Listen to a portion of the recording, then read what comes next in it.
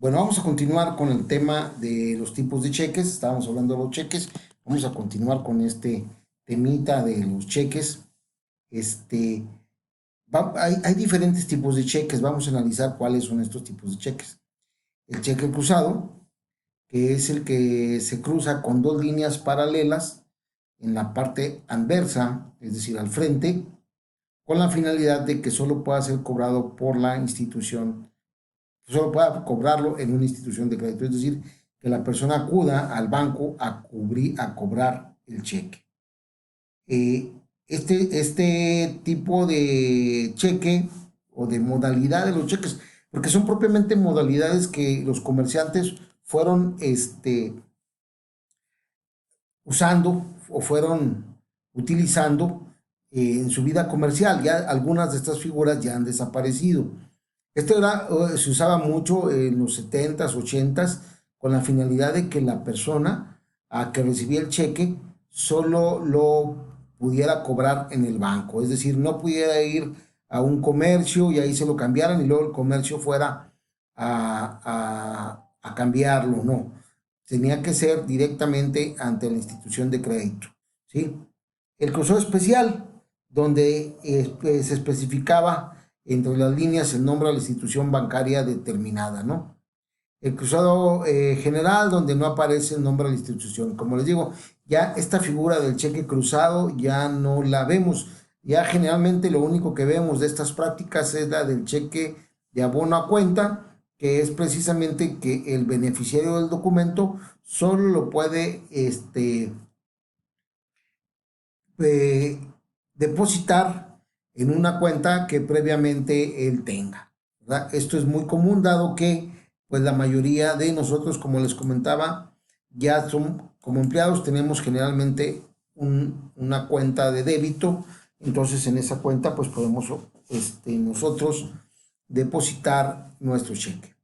El cheque para abono a cuenta, que es el que les estaba comentando, dice que prohíbe al banco eh, el cheque en efectivo, paga el cheque en efectivo y solo puede, aquí le falta, prohíbe al banco el pago del cheque en efectivo y solo puede recibirlo dentro de la cuenta, o sea, se deposita para que se abone a la cuenta que ya tiene la persona dentro de la institución bancaria. Esto no significa que tiene que ser en una cuenta del mismo banco de donde se dio el documento, sino que puede ser de una institución bancaria distinta a la que expidió el cheque. Nada más, eso sí, no solo puede ser depositado, no puede ser cambiado. Ni siquiera por el mismo banco al que corresponde la chequera. ¿Sí? Este no puede ser cambiado. Tiene que ser depositado en una cuenta. El cheque certificado está garantizado que existen fondos suficientes para pagarlo. Aquí hay una situación. En este tipo de cheque, yo deposito la cantidad de dinero en la institución bancaria, ¿sí?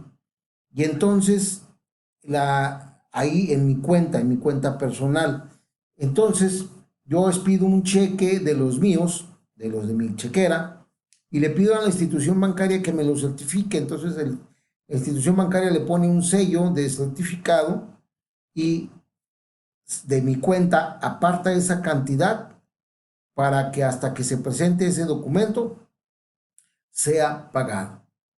¿Sí? Pero como les digo, la institución bancaria lo certifica, le pone un sello de certificado y aparta de mi cuenta esa cantidad para que ahí permanezca hasta que el cheque sea presentado para su pago. Ese cheque que ya lleva la leyenda de certificado. El cheque de caja es el que expide el banco. No necesito yo tener propiamente una cuenta con ellos, sino voy y pido que me expidan un cheque de caja. Yo entrego la cantidad de dinero que va a amparar el cheque de caja y ellos me piden un cheque a nombre de la propia institución bancaria y ellos, una vez que les sea presentado ese cheque, pagan la cantidad de dinero. Es un cheque expedido por ellos a nombre de ellos, con la cantidad de dinero que yo deposité para que se cubriera. ¿Sí? Esa es la diferencia entre un certificado, un cheque de caja y uno de certificado, ¿verdad? Cheque de viajero también, bueno, esto se también, ya como les digo, esta figura del cheque ya está desapareciendo, el cheque de viajero se expedían para que las personas no cargaran dinero en efectivo y bueno, lo podían hacer, el banco hagan de cuenta que expedía una especie de chequera determinada con varios cheques de diferentes denominaciones, ¿verdad? Que eran posible cobrar en las instituciones bancarias de la República, de las que lo expedían, o sus filiales en el extranjero, para que el viajero no llevara dinero. Pero bueno, pues como les comento, ya ahora con las tarjetas de débito, con las tarjetas de crédito, y sobre todo las de débito, ¿no? Ya puede uno viajar y llevar una tarjeta de débito y pues disponer de cantidades de dinero fácilmente. Ya por eso este tipo de documentos se utilizan, ya han caído en desuso, ¿no? O ahora simplemente me puedo ir a lo mejor hasta sin dinero, una tarjeta de débito, no hay ningún problema. Llegando al lugar donde me encuentro, me transfieren mis viáticos y con eso pago. No necesito cargar cheques o documentos, ¿no? El cheque no negociable, bueno, es aquel que se establece que no puede ser endosado, no lo puede endosar a ninguna otra persona. Es algo similar al cheque de abono a cuenta, ¿sí? El último es el cheque posfechado. Este cheque posfechado en realidad no existe en la figura del cheque posfechado, ¿sí? Eh, es cuando se inserta en el documento una fecha posterior a la fecha en que se libra. Ojo, esta es una práctica que puede incluso convertirse en un delito. La expedición de cheques con el pleno entendido de que no tengo el dinero suficiente o los recursos suficientes para cubrir el documento dentro de la institución bancaria, es decir, yo no tengo una cuenta en el banco que garantice el pago de un cheque porque no tengo los recursos suficientes, no tengo el saldo suficiente, se considera un fraude. Es muy común que entre los comerciantes se haga esta práctica de dar cheques posfechados, es decir, hoy jueves te doy un cheque posfechado con fecha de lunes, del próximo lunes. Vamos a estar a 11 de mayo, hoy estamos a 7 de mayo, te doy yo un cheque el día de hoy, pero le pongo fecha 11 de mayo. Ese es un cheque posfechado, que tiene una fecha posterior. Pero yo estoy dando un documento a sabiendas de que tal vez no tengo el saldo suficiente para cubrirlo. Y eso es un fraude, ¿verdad? Aunque es muy común su práctica, como les digo, bueno, todavía esto es poco, esto es para lo que ahora sirve el cheque, para alargar deudas, porque pues te lo doy así posfechado y bueno, pues tal día. Y luego te dice, pero me hablas el lunes porque a lo mejor temprano no me depositan, hablan. Esta es una práctica incorrecta. Para materia penal está penado. Y en materia mercantil no existe esta figura. Aunque lo digamos ahí muy común, no existe la figura del cheque posfechado, ¿sí? Porque como en la definición que les di al principio del cheque, es un documento que se paga a la vista, es decir, a su presentación en el banco. Ahí sí, por ejemplo, si me lo dan hoy y yo lo presento mañana, pasado, no importa, porque es pagadero a la vista. Recuerden nada más que la única condición es que sea dentro del plazo que les marqué ahí. Por ejemplo, dentro de los 15 días. Si lo presentan después de los 15 días y no hay fondos, pues ya no es responsabilidad de la persona que les dio el documento porque ustedes no lo presentaron oportunamente, ¿verdad? Esto es lo referente a los cheques. Vamos a ver el tercer documento que tiene que ver con los títulos de crédito y es el pagaré. Este documento sí es un poquito más utilizado en la actualidad porque es la manera sobre todo de garantizar créditos.